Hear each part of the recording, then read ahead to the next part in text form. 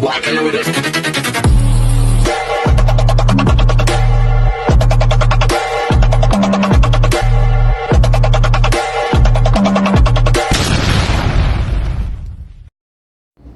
Hi everyone, this is your Mama Sam dito sa Sam Sam TV. Kamusta naman kayo mga amigo, amiga, kumare at kumpare? Sana lahat kayo ay okay na okay ngayong araw na to. Syempre ko ako naman ang tatanungin nyo, nakikita naman ninyo, fresh overload ang beauty ng Mama Sam ninyo. So yon, so syempre nandito tayo ngayon sa rooftop ng Pattaya. So syempre meron yan swimming pool dyan. Pero kasi sana maliligo ako.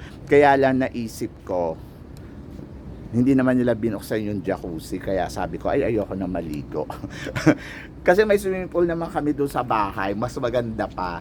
Kaya lang naman gusto ko dyan kasi may jacuzzi nga. Eh, wala. Hindi naman nila binuksan. So, ayoko na maligo.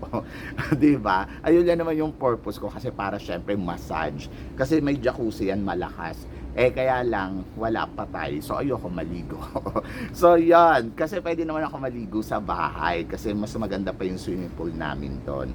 Anyway, so maganda na rin nasikatan tayo ng araw ngayong umaga. So, syempre, morning na morning dito sa Pattaya. Kagabi galing nga ako dyan sa International Queen. So, daan yun, banda doon. Medyo malayo-layo lang konti. Mga 15 minutes pag nilakad mo. Ganon. At ayun, so syempre naloka ako sa result.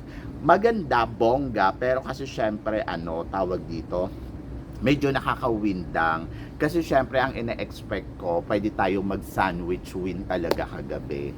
Kaya lang hindi natin nakuha. So walang sandwich win na naganap. So back to tayo, top 6, ganon. Back to back win tayo sa top 6 place, ganon. Anyway, sa totoo lang performance level naman talaga ang pambato natin. At nakita natin kung paano talaga siya umarangkada ng bonggang-bongga. Sobrang natuwa ako sa nakita ko na ng performance, yung performance ni Miss Philippines, grabe, winner, sobrang winner talaga. From talaga, yung begin, yung swimsuit round, wala nga swimsuit kagabi, no? Hindi na sila pinag-swimsuit, wala nang swimsuit round. Hindi katulad nung kay Lars, may swimsuit round pa. Dito, wala, talagang Q&A talaga. Salang sila sa Q&A. Top 6 after nung pinag-evening gown silang lahat. Parang binibining Pilipinas lang yung drama. So yon, pinag-evening gown silang lahat. Ang ganda ng gown ni Miss Philippines. So in fairness, natuwa talaga ako. Ang ganda ng pasarela niya, ang ganda ng execution. Tapos ang ganda-ganda niya sa personal, para siyang si Pia Wurtzbach. Ang lakas maka Pia Wurtzbach ni Miss Philippines. Grabe. Ang ganda ng makeup, ang ganda ng performance, tapos ang galing din sumagot. Pagdating sa Q&A, ayon, kung ako tatanungin mo ang ganda ng sagot niya, talagang eksakto, hindi lumagpas sa 30 seconds. Siya yung kandidata na hindi lumagpas sa 30 seconds. Mukhang tanga naman yung organization. Sasabihin pa nila na may question kayo in 30 seconds, pero wala din naman nangyari. Yung ibang kandidata nag-overtime din, di ba? So yon, sa Q&A dapat ligwak na dyan si Vietnam. Kasi si Vietnam parang hindi naman siya confident talaga sumagot. Ando doon na nag-struggle siya at nagbabakel. Na yun Vietnamese na yung sagot niya, pero but in fairness sa kanya, maganda talaga siya sa personal. Sobrang ganda. Sa lahat ng kandidata doon, siya yung mukhang babae. Ganon. Si USA, ayun, ligwak. Sa pageant na to, si USA yung naramdaman ko na ligwak. Alam mo yon, yung ligwak na ligwak kasi parang ang taas ng expectation, tapos ang ganda ng profile, tapos alam mo yon, hindi siya nanalo. Kaya sabi ko, sorry USA. Di ba? So yon, nawindang ako kay USA. Nanginayang ako syempre kasi parang abot kami niyan Ayun din yung sinasabi na dapat hindi talaga nila na-overpower yung pageant kasi baka ganun nga ang mangyari, maligwak sila ng bonggang-bongga. At ayun nga, naligwak nga siya.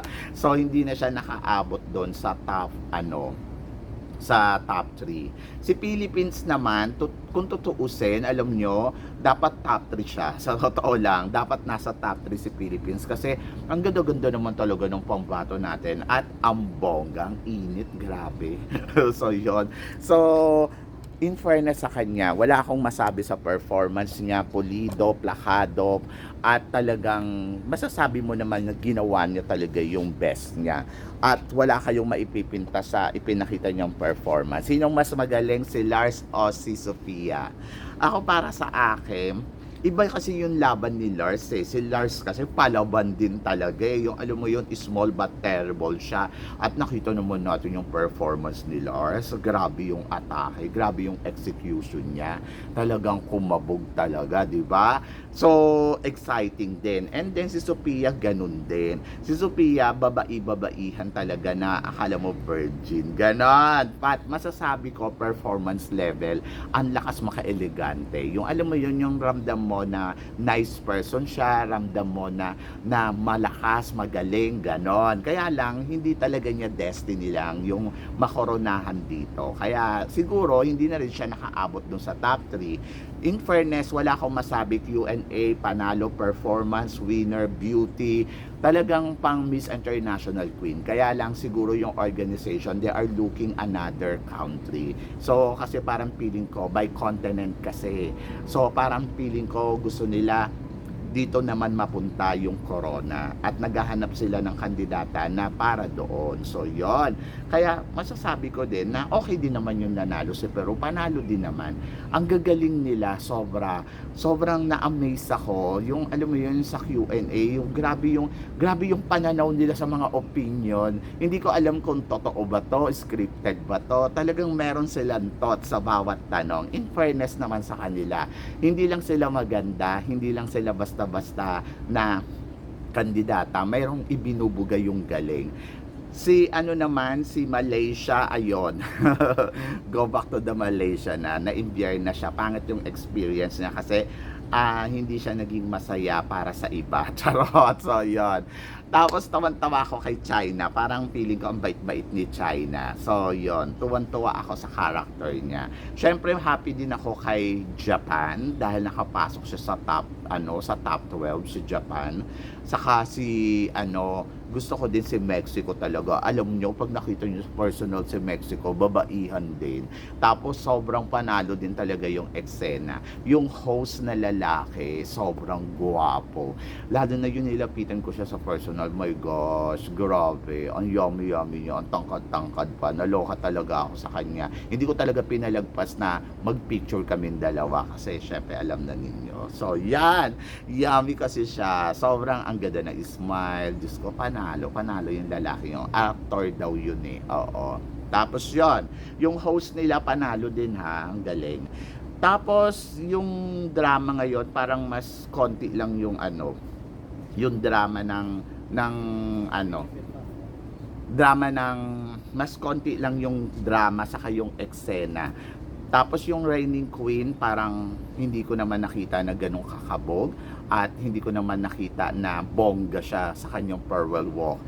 Bongga yung pa-smoke, tapos hindi na siya makalakad doon sa hagdanan. So yon, akala ko nga madadapa pa eh. Anyway, ang total suma, syempre happy ako sa resulta, happy ako kay Miss Philippines, kahit hindi tayo nanalo. Nakita ko yung sportsmanship niya. Actually, si Lars nung nakaraan, yung hindi ko nakita hindi ko siya nakita na yung alam mo yun, hindi ko siya nakita sa eksena na after ng coronation night. Pero etong si Miss Philippines, nakita mo pa siya talaga nasa stage pa rin siya. Tapos parang masaya siya sa lahat. Ganon, parang tanggap niya kagad. Okay lang. So, parang happy siya. Tapos, nice siya. Ayun, ganon. Tahimik lang, hindi siya machika.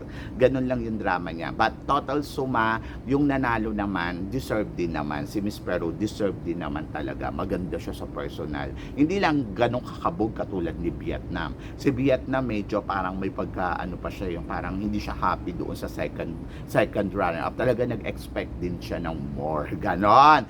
But, syempre, this is a competition and business, alam na ninyo. Kaya, ganun yung naging resulta. But, sana sa susunod na taon, manalo na si Philippines, no? So, yon, sana sa susunod na taon, mas kumabog ang Pilipinas at makuha uli natin yung corona. Ako naman happy naman ako kasi kung iisipin mo naman, kakapanalo lang din naman natin. Tapos ang galing pa, back to back sa top 6 tayo, di ba? So yon, congratulations kay Lars, congratulations syempre kay Sophia. Job well done. Talagang ginawa nila yung makakaya nila na makaabot sa dulo ng competition, and happy ako para sa kanila. So good job. So yon. So kayo guys, ano guys ang masasabi ninyo? Syempre, dapat i-congratulation natin sila at maging happy tayo sa kanila. I-comment below mo kung ano naman ang reaction mo. So yon guys, maraming salamat sa inyo lahat sa suporta at pagmamahal. And then of course, sa mga hindi pa nakaka-subscribe, ano pang hinihintay mo? Subscribe na. So maraming salamat, hanggang dito na lang, hanggang sa muli nating chikahan. See you tomorrow. Thank you guys.